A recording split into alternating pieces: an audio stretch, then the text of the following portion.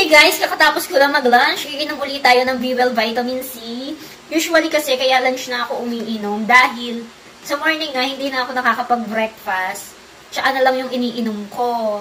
Tapos lunch na ako kakain ng kanin. Pero okay lang naman to kahit hindi ka pa nagbe-breakfast. Okay lang naman inumin to si Bwell Vitamin C dahil non-acidic vitamin C nga ito. Kaya lang mas gusto ko kasi na umiinom ako dito kapag nakakain na ako. Kasi lately, parang feeling ko, nagkakaroon na ako ng acid dahil sa sobrang hilig ko sa mga maaasim talaga, B. So, ngayon, nag-iingat na talaga ako. Although, okay naman talaga to si Bwell C. Kahit walang laman yung tiyan mo, pwede mo itong inumin. Lalo na kung hindi ka acidic, okay nga itong inumin si Bwell C kahit walang laman yung tiyan mo. Ako naman, nag-iingat na talaga ako dahil ang hirap na ng meron acid. Para ka nasusuka na ewan. Hindi siya komportable, basta ganon. So, kaya tinitake ko to ng after kong kumain.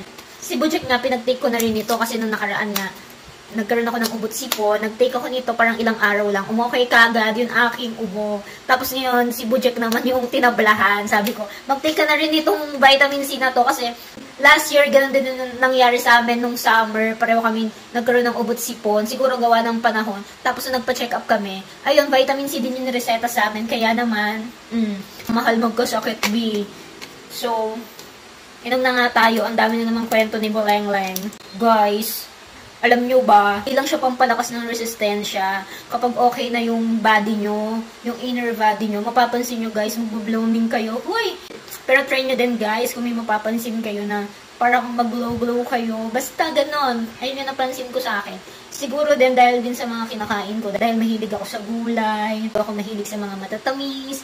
Tapos, more on tubig lang talaga ako. Tsaka, kung kakain man ako ng mga matatamis, tikim-tikim lang talaga. Pero yung sabihin mo talagang ganon na for the go, hindi naman, tikim lang. So, yun lang. Kailangan talaga natin alagaan yung health natin. Dahil, ang mahal magkasakit dito sa Philippines. Hoy! So, inom na tayo.